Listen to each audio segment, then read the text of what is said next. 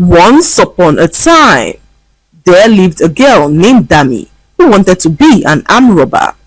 Dami was only 9 years old. The morning she walked into the kitchen, looked at her mother straight in the eyes with a calmness that no child her age should carry.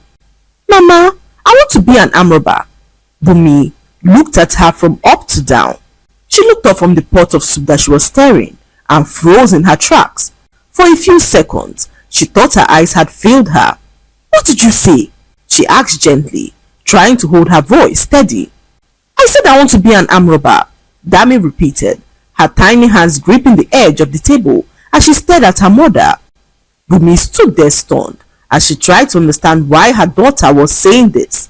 Then from the hallway, Tunde, her father, walked out stretching, his voice thick with sleep. "She wants to be what?" he chuckled. "An armed robber," Bumi said, her voice barely above a whisper. Tunde burst into laughter. This girl is hilarious, so," he said. "When I was small, I used to say I wanted to be an army robber. I thought it meant an army officer."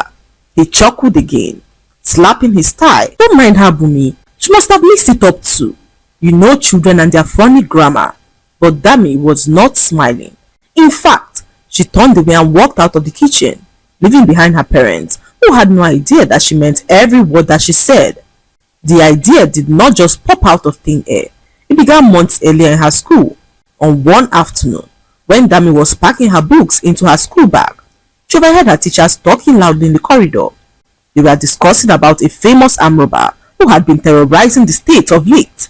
Dami stood there and watched as she saw how terrified her teachers were of the man who they spoke about. She was so amazed to realize that someone existed that terrified her teachers to their bones. So she returned home that evening and began to search for the robber online. Her parents got her a tablet a few months ago for her birthday, never imagining that one day Dami would use it to look up one of the most feared criminals in the country. Dami did not know how to spell his name exactly. However, she remembered her teachers calling him the Stone. So she typed out the name and included Nigeria behind it, and then she saw so many posts about him. Dami was so intrigued by how people feared him. She wanted that for herself and wondered how she was going to reach out to him. Dami created a fake social media account and began to post, asking if anyone could help her locate the Stone. She didn't care if he was a criminal. She didn't care what he had done. All she knew was that people feared him and she wanted to be feared like him. Dami continued to make posts day and night, hoping that someone would somehow link her up with the notorious man. Days passed and one of her posts began to go viral. People reshared the post, wondering why a person in his right senses would be looking for a notorious criminal. The comments rolled in by the dozens as people asked if it was a prank. Some believed it was the police, using a fake account as decoy to catch the criminals. Others urged the poster to delete the post before the police tracks him or her. Little did they know that the poster was a 9-year-old girl filled with so much curiosity. Days passed and Dami returned home from school to find a message sitting in her inbox. It was from an anonymous account. No profile picture, no name, just one line that asked why she was looking for the Stone.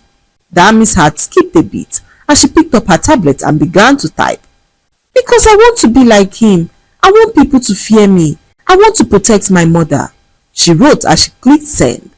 A few minutes later, she received a reply asking what her story was, and Dami, with trembling hands, began to pour it all out. "My father beats my mother. He screams at her, slaps her, pushes her to the floor. Every day she cries, and I can't do anything about it. Nobody does anything. But people like you, they are feared. Nobody dares to touch you. I want that. I want to protect my mother, even if it means me becoming an armed robber like you." Dami clicked send as she waited patiently for a reply. She sat there hopeful as she heard her father hit her mother hard across her face because the meat she put in his soup was not as big as he expected. Her mother screamed from the living room as her father hit her repeatedly as he continued to yell angrily at her. "Useless woman! How many times will I say that I'm not a child?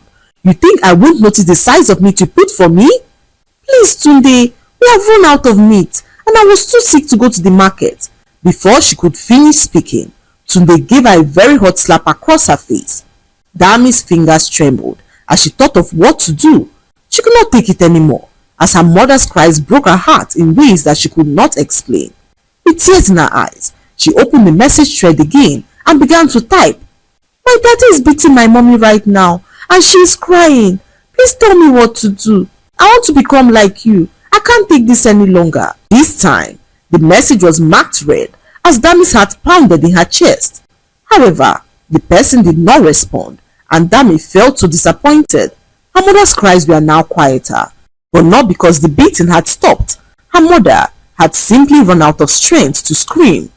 Dami looked at the tablet again, but still there was no reply. She wiped her tears with the back of her hand and began to type again. "Please, I need help. I'm only 9, but I don't want to wait until I'm big. I want to stop him now." Minutes passed, but still there was no response. Disappointed, Dami tossed the tablet to the side as she ran out through the back door to go find help. She ran to their neighbor's house, but their neighbor was not around. Dami tried to stop some strangers on the road, but no one was willing to help her, seeing that it was already getting dark. With the insecurity in the state, no one was willing to risk their lives. Strangers walked past her, and some looked at her with pity. Most did not even look at all, as she screamed and begged for help. "Please, someone help me. He's hurting my mommy." But no one stopped. No one did anything. And Dami, heartbroken and in pain, stood in the middle of the street, watching as the world walked past her, as if she was invisible. Tears poured down her face as she turned and walked home, her body cold from the wind and her spirits colder from what she now knew, that no one was ever coming to save them. A few minutes later, she arrived home and met her father, who was cleaning his shoes as if nothing had happened. Her mother was on the floor in the corner, barely moving, her face swollen, her arms bruised, her eyes shut tight, as Dami rushed to her side to check on her. "Mommy," she whispered as tears began to pour down her eyes. "I'm sorry, Mommy. I tried, but no one agreed to help." Bumi opened her eyes weakly, her lips barely moving as she began to speak. "It's okay, Dami," she whispered. "Just sleep. Tomorrow will be better." But Dami did not believe her. Not anymore.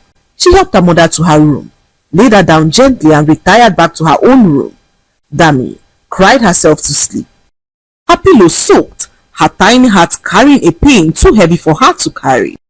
Hours later, immediately the clock struck midnight, Dami was awoken by a loud piercing scream coming from her parents' room, a scream that didn't belong to her mother.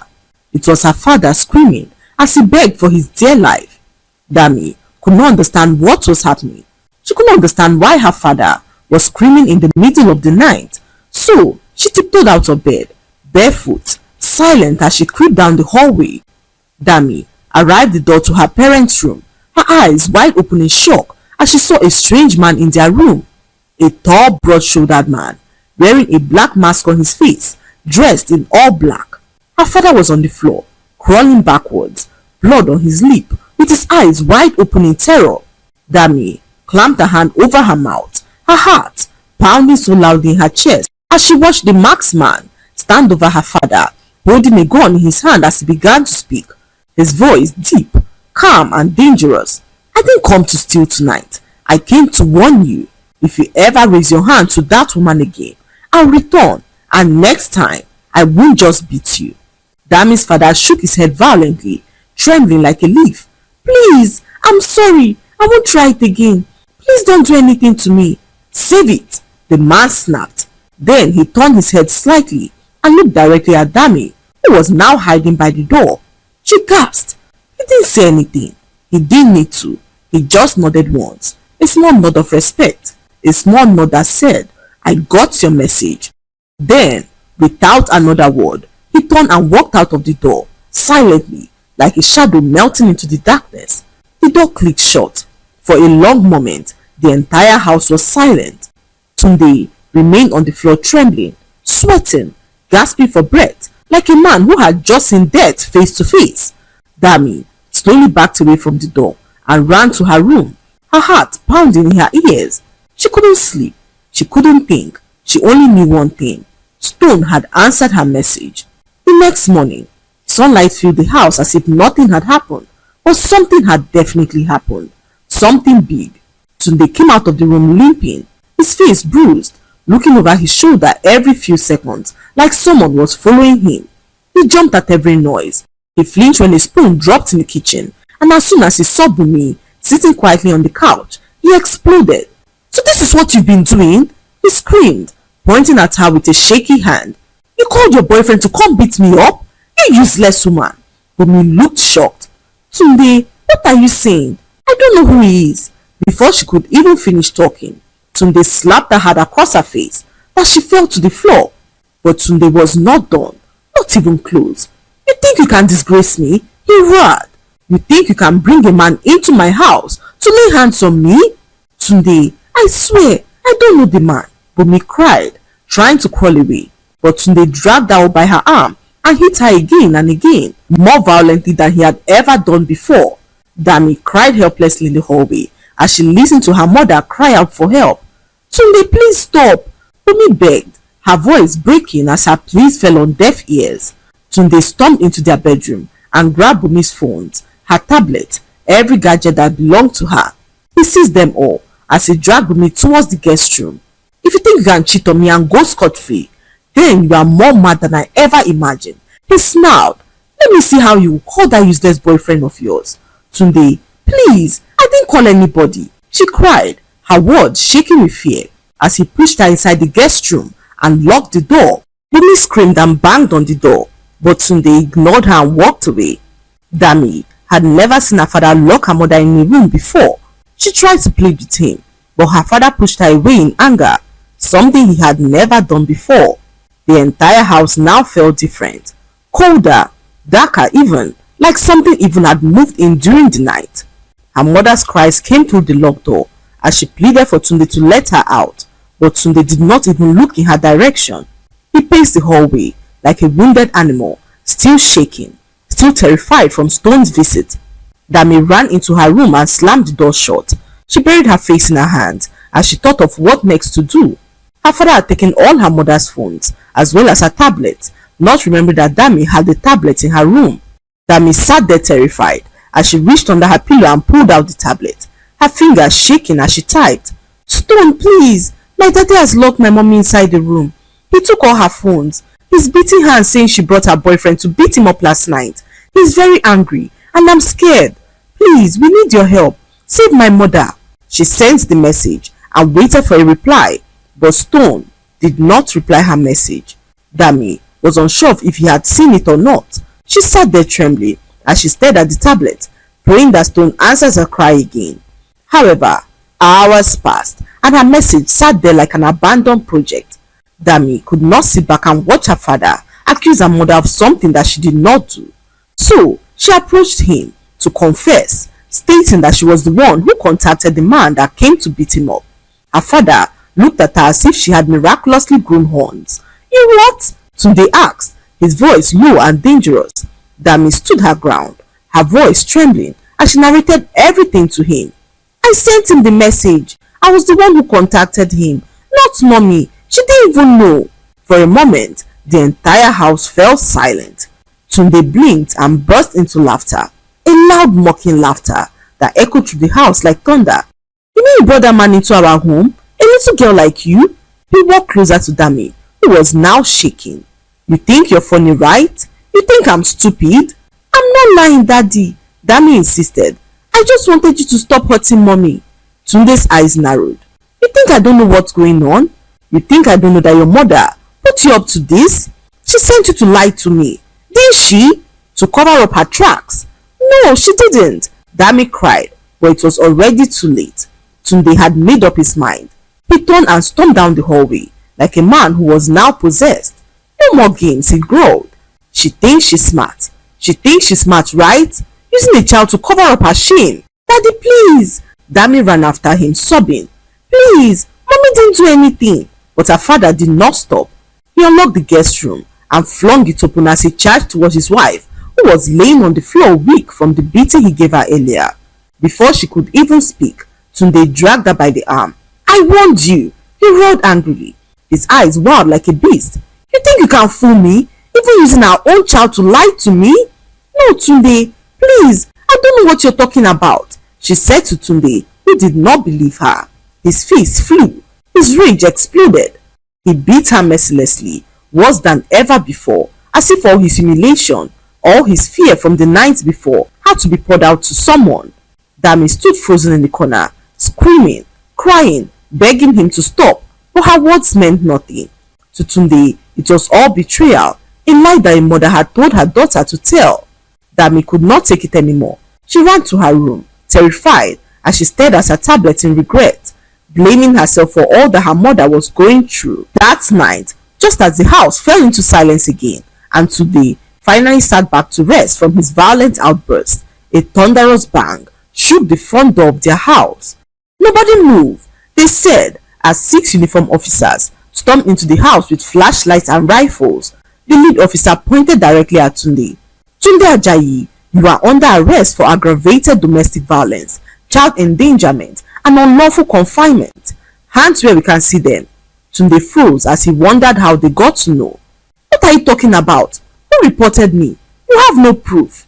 He barked, trying to compose himself as he began to threaten the officers. Do you know who I am? How dare you barge into my house? I will teach you all a lesson, he said as the officers opened the door to his guest room and set his wife free. Tunde wondered how they knew she was there. He stood there shocked as the lead officer walked up to him and asked how his bruises were healing. It was in that moment that Tunde realized that the man who came up to beat him the other night was the same police officer. His name was Officer Yemi, and Tunde could not believe his eyes. He threatened to press charges against him for the beating of the other night, but the officer told him to try as he had no evidence to substantiate his claim. Tunde's eyes widened in realization as Yemi walked towards his shelf and pulled out a hidden camera. This, he said calmly, recorded everything, every slap, every scream, every time you pushed your wife. Even when you shoved your 9-year-old daughter to the floor. Tunde's mouth fell open, his hands trembling. For the first time in his life, he was speechless. Tunde, shaking from shame and fear, dropped to his knees as he began to beg. Please, it wasn't always like this. I was just angry. I didn't mean to. He stammered as the officer took him away. Dami stood quietly behind the couch, watching everything unfold as she realized that the man who she had been chatting with was the police officer and not the notorious Stone who she thought him to be. On that fateful day, when she put out that post, Yemi came across the post and wondered who it could be. He set up an anonymous account, pretending to be Stone, to see why the person was looking for Stone. To his greatest shock, he realized that he was chatting with a child. So, he tracked down the chat and located their home. But what he didn't expect was the second message Dami sent that night. The message that made his blood run cold. My daddy is beating my mommy right now. Yemi wasted no time. He rushed there in plain clothes that night, knowing that he could not wait for backup. His heart pounded with urgency as he drove through the quiet streets. That night, he saved the woman and terrified the monster, not as Stone, but as a police officer who had seen so many women die from the hands of a man who claimed to love them. Before leaving their house that night, Yemi planted a camera hidden neatly behind the bookshelf. He did it because something in Dami's message told him that this was not a one-time abuse. This was a pattern, a cycle, a hell trapped inside their home. And if he wanted to save the woman, he needed proof strong enough to bury a man like Tunde for good. He didn't just expect the proof to come so fast. When the officers dragged Tunde away that night, Bumi collapsed into a chair, her breath shaky, her hands trembling like leaves caught in a storm.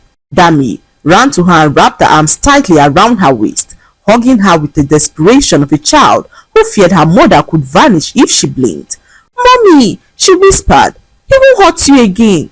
Bumi nodded weakly, tears spilling onto Dami's hair.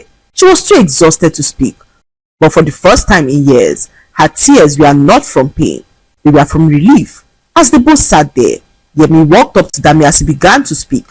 Dami, you are such a brave girl to stand up for your mother, even when the world ignored your cries, Officer Yemi said gently, kneeling to Dami's level. But promise me something. Never again wish to be like the people who harm others. You don't need fear to be powerful. You have courage, Dami, and that makes you stronger than any robber. Dami nodded slowly, her eyes filled with tears, not of fear, but of quiet understanding. That day, Tunde was taken away by the police, who charged him for multiple counts of domestic abuse and child endangerment. Bumi was taken to the hospital, and Dami stayed by her side the whole time, holding her hand tightly, though her heart still carried the scars of what they had endured. Dami now knew that she didn't need to be feared to be strong. She had fought back in the only way that she could, with her voice, her courage, and her love for her mother. And that was how a 9-year-old girl taught her father a lesson that he would never forget, that no matter how small, truth and bravery will always roar louder than violence. The lesson to be learned from this story is that courage does not always come with size or strength. It comes from love and the will to do what's right. Dami, only 9, proved that even a child's voice can shake the walls of silence and injustice when no one else dares to speak. In a world where people looked away, she stepped forward. She taught her father and the world that fear is not power and violence is not strength. True power lies in protecting the vulnerable, standing for what is right, and choosing to be brave even when you are afraid.